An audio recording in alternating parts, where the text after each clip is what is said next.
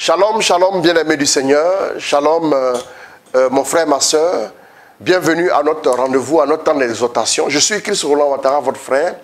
Et merci de te connecter, merci de te joindre à nous pour que nous puissions partager ce moment de méditation. Alors que Dieu te bénisse, nous allons prier le Seigneur au nom du Père, du Fils et du Saint-Esprit. Amen. Père, nous te bénissons, nous te glorifions, nous te disons merci pour ta fidélité, nous te disons merci pour ta grâce qui est répandue dans chacune de nos vies. Merci pour ce jour, merci pour cette méditation que nous voulons vivre avec tes enfants un peu partout.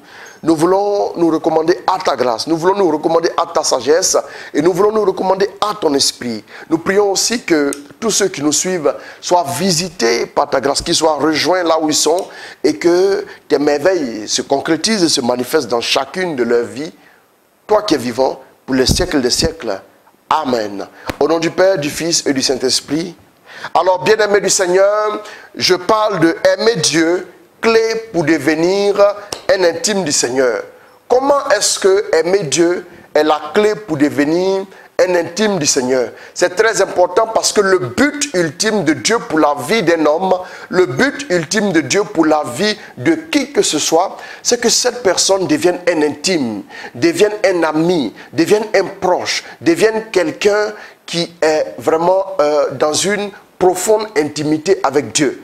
Bien-aimés, ce que Dieu désire pour nous par-dessus tout, ce n'est pas tant les biens matériels, que nous soyons heureux, que nous ayons une position sociale, même si c'est nécessaire, puisque nous sommes sel et lumière de la terre. C'est vrai que si nous avons une bonne position sociale, nous allons donc porter l'évangile pour que l'évangile soit perçu jusqu'aux confins de la terre. Mais ça, ce n'est qu'un moyen intermédiaire pour arriver à une finalité qu'est l'évangile qui est reçu dans la vie d'un tel ou d'une telle. Cet évangile-là a pour but de faire de nous les bien-aimés du Seigneur, attachés à Dieu pour la vie. Vous savez tous avec moi que après notre vie sur terre, nous serons établis dans la gloire du ciel pour vivre sans fin dans la présence et dans l'intimité de Dieu. Bien-aimé, la plus grande richesse qu'un homme puisse expérimenter sur la terre, c'est de devenir un intime du Seigneur. Nous voyons en Exode 33, qu'est-ce que nous voyons? Nous voyons que notre ami Moïse va dire à Dieu, il dit, fais-moi voir ta gloire. Et Dieu lui dit, je te ferai voir ma gloire, je te bénirai, je te rendrai prospère et tout. Et Moïse va dire à Dieu, non, ça ne suffit pas, mais je veux te voir. En fait, voir la gloire de Dieu en réalité, c'est voir Dieu, c'est devenir un intime du Seigneur, c'est d'entrer dans la profondeur du cœur de Dieu. Nous savons donc que la Bible nous dit que Dieu a montré ses plans à Moïse, mais au peuple, il a montré ses œuvres. Donc les œuvres, nous pouvons expérimenter les œuvres de Dieu à travers des délivrances, à travers des témoignages, à travers des percées financières, à travers des voyages, à travers tout ce que nous pouvons vivre dans notre société actuelle. Mais le plus important, le but premier de Dieu, c'est que toi et moi soyons intimes. Et nous pouvons le voir aussi en Genèse. Là où Adam et Ève étaient établis, à un moment donné, ils ont désobéi. Dieu descendait et il échangeait avec eux comme un homme échange avec son ami, bien-aimé. Et qu'est-ce que nous voyons? Nous voyons qu'à un moment donné, quand les hommes ont péché, ils sont retirés de la présence de Dieu. Ils sont cachés derrière les arbres du jardin. Donc les arbres du jardin, aujourd'hui, c'est quoi? C'est plus ou moins les activités que nous avons. Oui, le travail. Certaines personnes vont jusqu'à vous dire, oui frère, je travaille, voilà pourquoi je n'ai pas le temps de prier. Je n'arrive pas à avoir une vie de prière parce que je suis tout le temps occupé au travail. Même le dimanche, je travaille. Bien aimé, est-ce que vous pensez que Jésus meurt à la croix pour que nous soyons juste payés à la fin du mois?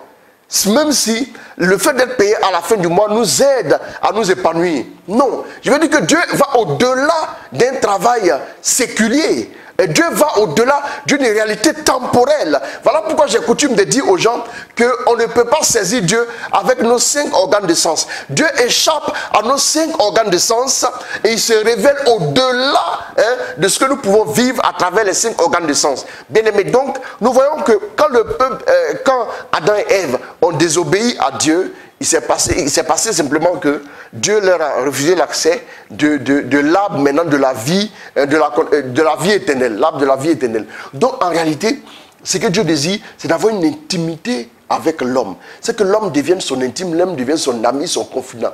Et le premier secret pour arriver à devenir un intime du Seigneur, Vous savez, le premier secret pour devenir un intime du Seigneur, je te le livre, mon frère, ma soeur, à travers cette méditation. Le premier secret, c'est d'aimer Dieu. Et nous allons voir un passage que Dieu nous donne, qui est tiré de Deutéronome chapitre 6. Deutéronome chapitre 6, voilà, Deutéronome qui fait partie du Pentateuque, qui sont les premiers livres qui ont constitué un peu le fondement de la marche du peuple avec son Dieu. Donc Deutéronome chapitre 6, à partir du verset 4. On y va. Écoute Israël, l'Éternel, notre Dieu, est le seul éternel. Tu aimeras l'Éternel, ton Dieu, de tout ton cœur, de toute ton âme et de toute ta force. Je répète, tu aimeras l'Éternel, ton Dieu, de tout ton cœur, de toute ton âme et de toute ta force. Bien aimé. Et nous allons voir après le verset 6 maintenant. Le verset 6 dit, les commandements que je te donne aujourd'hui seront dans ton cœur. Tu les répéteras à tes enfants. Tu en parleras quand tu seras chez toi, quand tu seras en voyage, quand tu te coucheras et quand tu te lèveras. Tu les attacheras à tes mains comme un signe et ils seront comme une marque entre tes yeux. Tu les écriras sur les montants de la porte de ta maison et sur les portes de tes villes. On peut s'arrêter. La parole du Seigneur notre Dieu, dont nous sommes allés, Deutéronome chapitre 6, du verset 4 au verset 9. Bien aimé, pourquoi Dieu demande à l'homme de pratiquement se décorer avec la parole? Il dit quoi? Il dit, tu en parleras à tes enfants, tu en parleras quand tu seras chez toi, quand tu seras en voyage. C'est-à-dire, quand tu es à la maison, tu parles de la loi du Seigneur à tes enfants. Quand tu es en voyage, tu en parles à tes enfants. Et même quand tu les appelles au téléphone, tu en parles. Quand tu seras couché et quand tu te lèveras, même sur ton lit couché, parle de la loi du Seigneur. Tu les attacheras à tes mains comme une montre donc, comme un signe.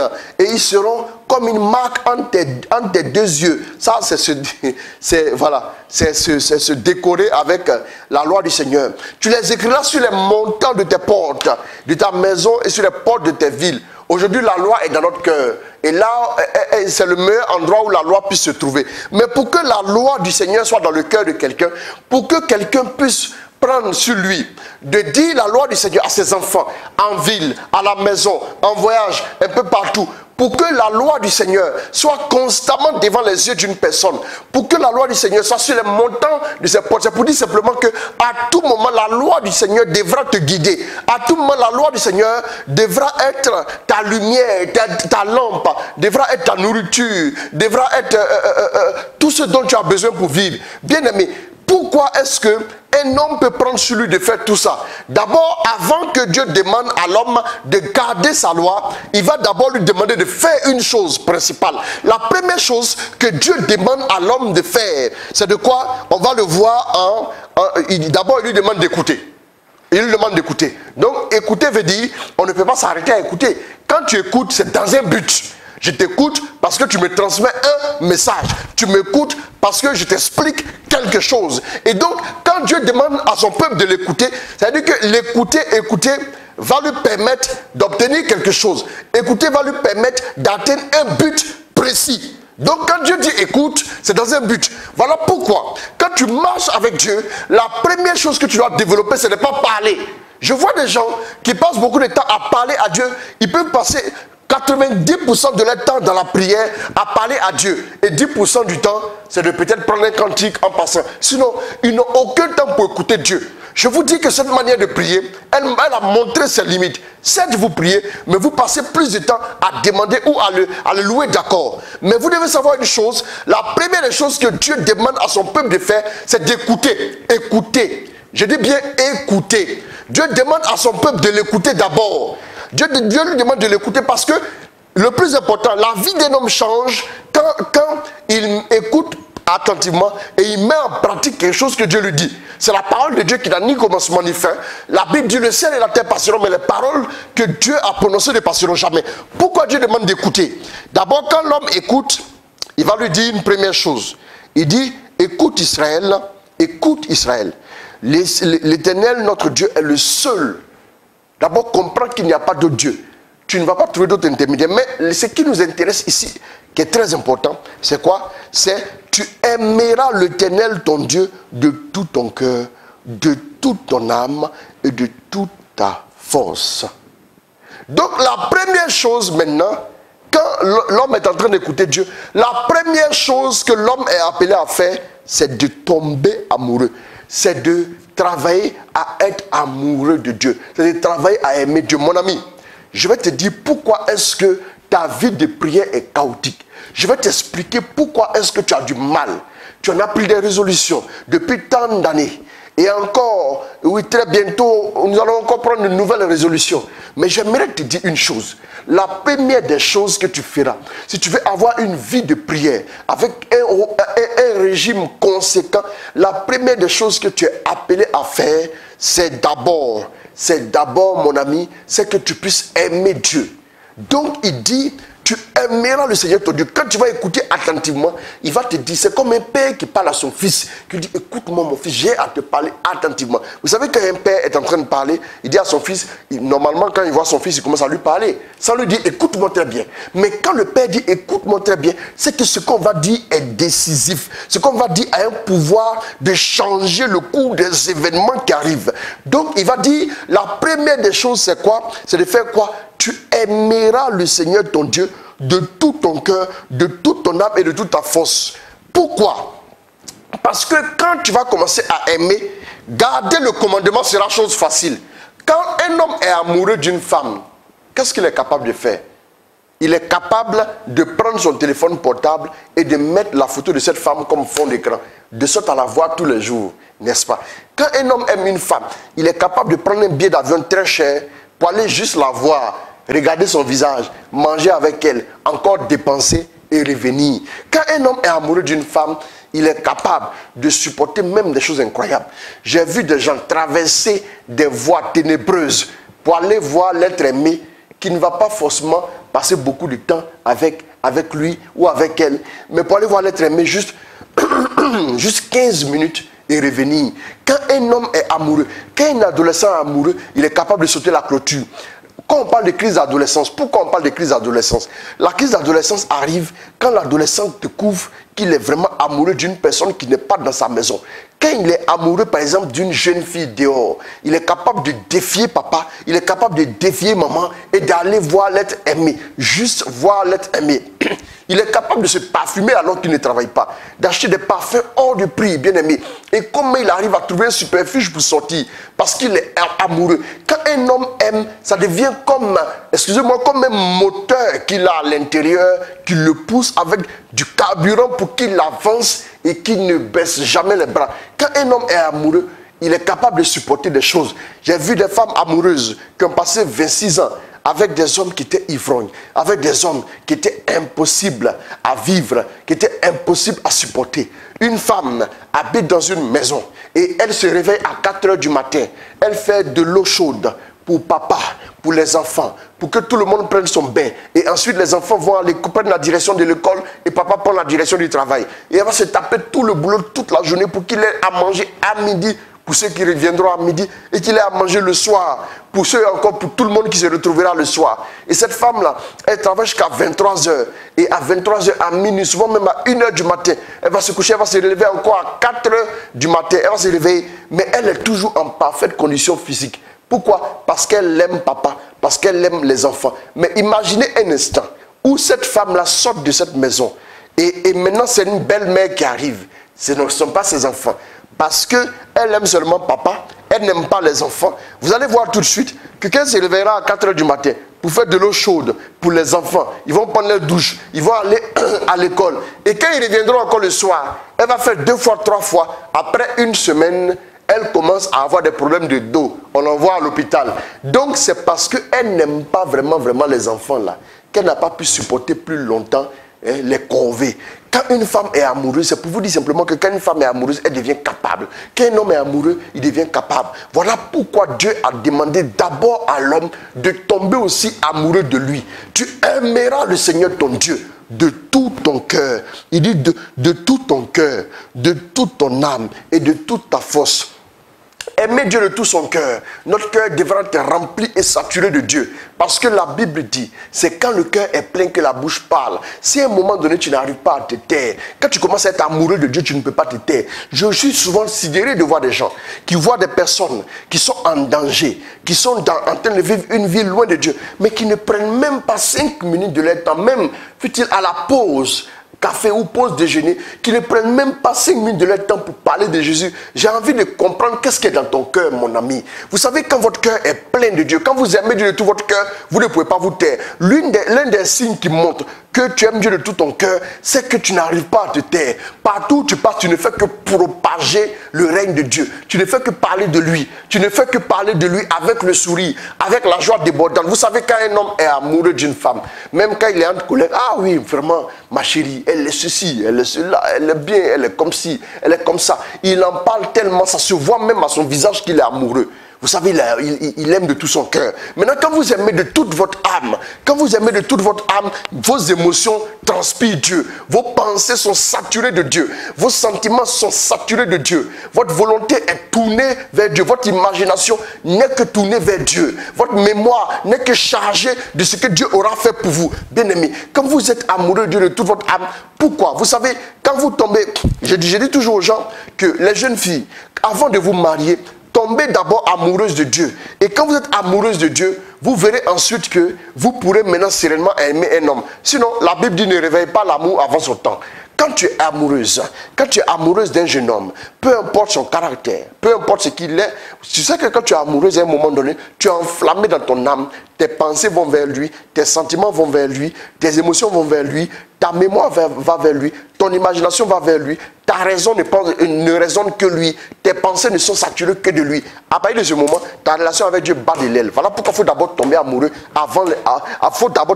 de Dieu avant de faire les autres choses. Bien aimé, avant de garder la loi du Seigneur, tu dois être amoureux. Avant de chercher à avoir une vie de prière, tu dois être amoureux. Quand tu es amoureux, tu es capable de prier. Comment un homme fait pour passer du temps avec une femme?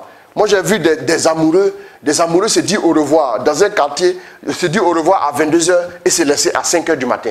Pourquoi ils n'ont pas pu se laisser entre 22h et 5h? Tout simplement à cause de l'amour. Quand ils disent au revoir, bon, laisse-moi t'accompagner un peu, je t'accompagne un peu. Et puis il dit, bon, au revoir, je te laisse ici. L'autre dit, bon, attends, je vais t'accompagner un peu, je t'accompagne un peu, accompagne un peu.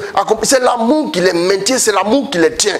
Quand vous aimez vraiment Dieu, vous êtes capable de marcher avec lui. Sinon, à un moment donné, vous serez lassé toujours de vivre même des épreuves, d'être persécuté. Un homme comme Paul, il a été lapidé et on l'a jeté alors qu'il était dans une autre ville. On l'a jeté comme mort hors de la ville. Alors qu'on dit il est comme mort, on l'a jeté. La Bible dit Paul s'est relevé et il allait prêcher dans une autre ville. Imaginez comment un homme arrive à être teigneux pour Dieu. Comment un homme arrive à persévérer alors qu'on le persécute, alors qu'on le frappe, alors qu'on l'a flagellé plusieurs fois. Mais comment est-ce qu'il fait? Comment est-ce qu'il fait pour tenir ferme à la suite du Seigneur? Il continue de parler de Dieu. On lui a dit, cet homme dont c'est la ceinture sera lié à Jérusalem, selon le prophète Agabus. Qu'est-ce que nous avons vu? Paul dit, j'en ai que faire. J'irai à Jérusalem. J'irai quand même à Jérusalem et j'irai toujours à Jérusalem. Peu importe ma vie ne compte pour rien. Pourquoi? Parce que Paul était amoureux. Bien aimé,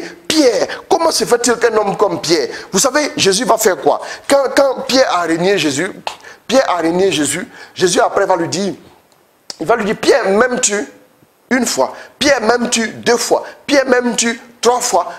Pourquoi? Parce que Pierre l'a régné 3 fois. Mais Jésus lui a posé la question. Il a fallu qu'il puisse réaffirmer l'amour qu'il avait pour Jésus. Et quand il a réaffirmé cet amour-là, il était capable maintenant de perdre les brebis. Et je dis à mes jeunes frères serviteurs de Dieu, à mes jeunes frères modérateurs, quand vous voulez commencer à servir Dieu, je le dis à tous ceux aussi qui sont engagés à la suite du Seigneur. Je le dis à tous ceux aussi qui sont dynamiques dans des groupes, qui sont dynamiques à l'église, qui sont dynamiques à balayer nos églises, qui sont dynamiques à faire le service d'ordre. Avant de commencer un ouvrage pour Dieu, avant de commencer à servir Dieu, d'abord, il faut que tu sois converti. Et de 2, il faut que tu tombes amoureux de Dieu. Si tu n'es pas amoureux de Dieu, tu vas finir par dominer les gens. Si tu n'es pas amoureux de Dieu, tu vas finir par escroquer les gens. Si tu n'es pas amoureux de Dieu, tu vas finir par faire quoi? Tu vas finir par écraser les gens. Parce qu'à un moment donné, il y a des contraintes. Quand vous aimez, Pierre a été frappé pour Jésus.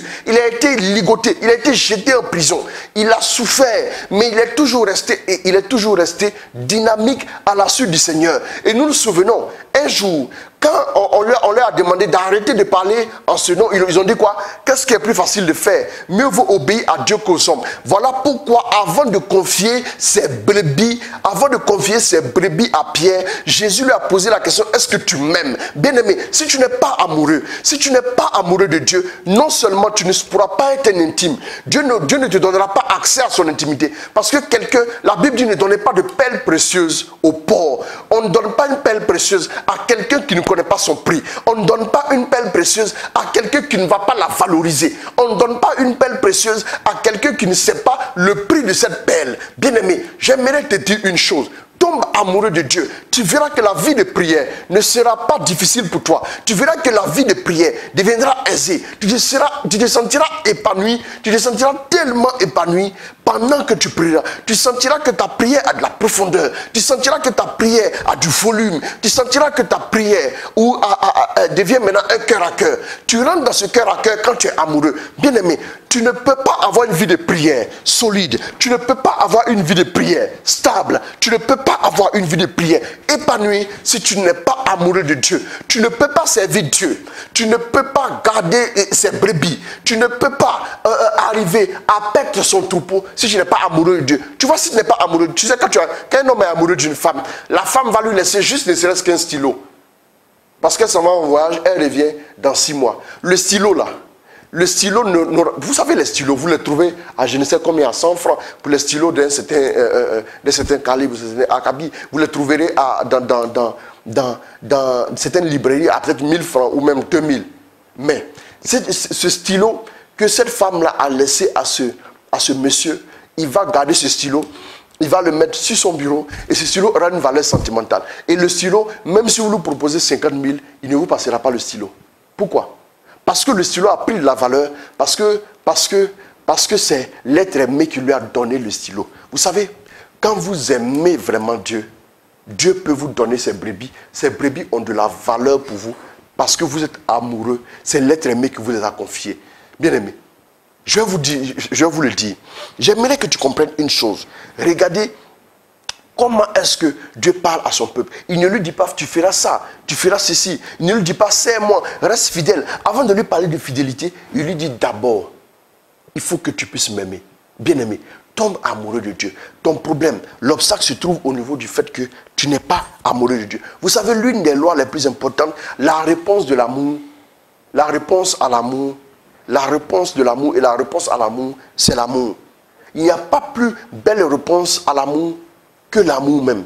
Quand un homme aime, la meilleure réponse, quand un homme aime une autre personne, la meilleure réponse que cet homme-là recevra, c'est que l'autre aussi puisse l'aimer en retour. Il n'y a pas plus beau. Vous savez, qu'est-ce qui fait que des hommes sont capables de vivre heureux et des années?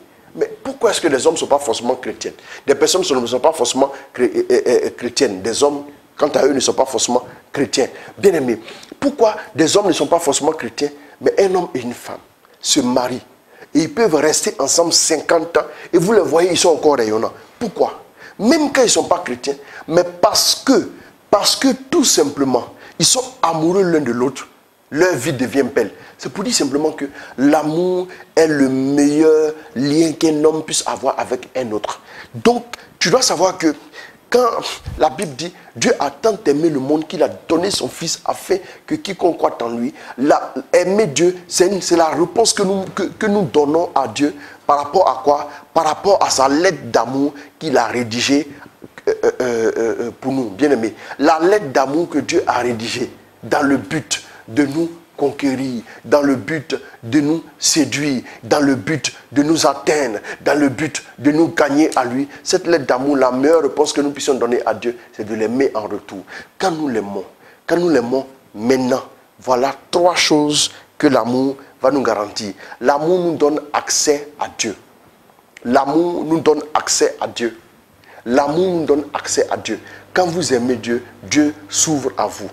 Comment tu vas devenir un intime de Dieu? C'est en l'aimant. Quelqu'un qui est amoureux, finalement, quand un homme est amoureux d'une femme, finalement il décide, il prend une décision.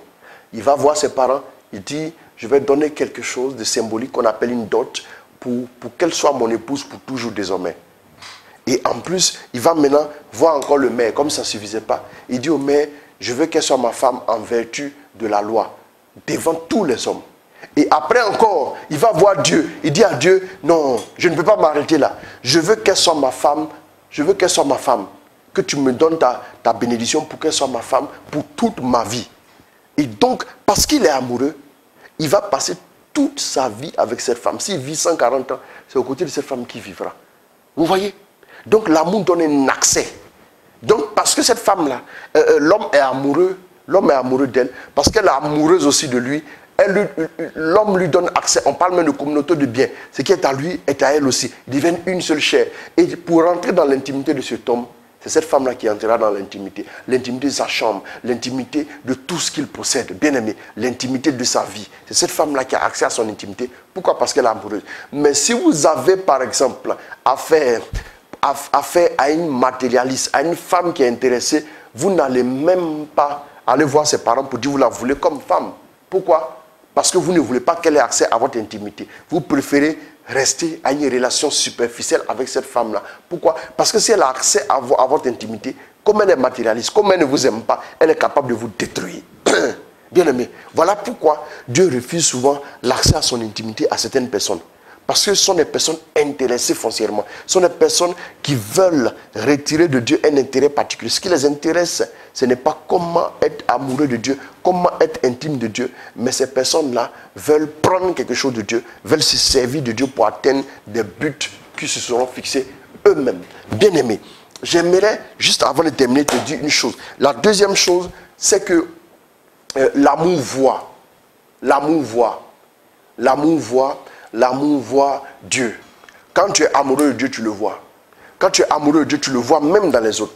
Voilà pourquoi Jésus va dire en Marc 12, verset 29 à 31, je lis rapidement. Le temps qui nous est imparti est arrivé à son thème. Marc 12 rapidement, à partir du verset 29. Qu'est-ce que nous voyons? Il dit, Jésus répondit, voici le premier. Écoute Israël, le Seigneur notre Dieu est l'unique Seigneur. Et tu aimeras le Seigneur ton Dieu de tout ton cœur, de toute ton âme et de toute ta pensée et de toute ta force. Et le deuxième commandement, voici le deuxième, dit Jésus, tu aimeras ton prochain comme toi-même. Il n'y a pas d'autre commandement plus grand que ces deux. Aimer Dieu, aimer son prochain. Ça symbolise un peu la croix. Ça symbolise un peu la croix. L'amour nous pousse au don. L'amour nous pousse à nous donner. Vous savez, l'amour voit. Donc le deuxième point, le premier point, l'amour nous donne accès à Dieu. Le deuxième point, l'amour voit. Et le troisième point, l'amour donne tout. Saint Augustin a dit, on peut donner sans aimer, mais on ne peut pas aimer sans donner. L'amour donne tout. Il dit, Dieu a tant aimé le monde qu'il a donné. Maintenant, toi, tu as tant aimé Dieu. On devait reprendre un peu le verset pour dire, toi mon frère, toi ma soeur, tu as tant aimé Dieu que tu lui as donné toute ta vie, afin que ta vie soit épanouie pour l'éternité. Bien-aimé, que Dieu te bénisse. Deviens amoureux de Dieu, si tu veux être un intime. Vous savez, tu peux avoir une vie de prière, mais tu peux ne pas être un intime. Les intimes, c'est ceux qui ont certains secrets que personne d'autre n'a. C'est ceux qui ont certains secrets de Dieu. C'est ceux qui voient les choses avant tout le monde. Ce sont les intimes de Dieu. Deviens un intime du Seigneur. Tu veux avoir une vie de prière, tombe amoureux. Maintenant, comment tomber amoureux? Un jeune homme, par exemple, rentre à la maison et il dit à son ami qui dort avec lui sur le même lit, qui est un ami de classe, « Oh, cher ami, j'ai vu une jeune fille, elle est belle, elle a des yeux revolver, elle a une démarche vraiment de fée et tout, elle est jolie, elle est comme si elle... » Tellement il parle d'elle qu'il finit par tomber amoureux. Ce de quoi vous parlez prend du volume pour vous.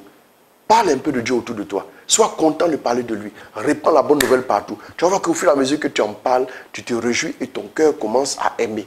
Ou bien, ce jeune homme entre, il ne dit rien à personne parce qu'il est introverti et il ne fait que penser à cette jeune fille. Il finit par tomber amoureux. Soit il en parle tellement, il tombe amoureux. Soit il fait quoi? Soit il pense tellement à cette fille-là qu'il finit par tomber amoureux d'elle. Bien aimé, essaie d'ouvrir tes pensées au Seigneur. Essaie de t'ouvrir à Dieu. Aussi, va dans sa présence. Un homme aussi fréquente une femme tellement. Il la fréquente, il se voit tellement qu'il finit par l'aimer. Bien aimé, vous savez, fréquenter Dieu, aller dans sa présence, apprends à y aller.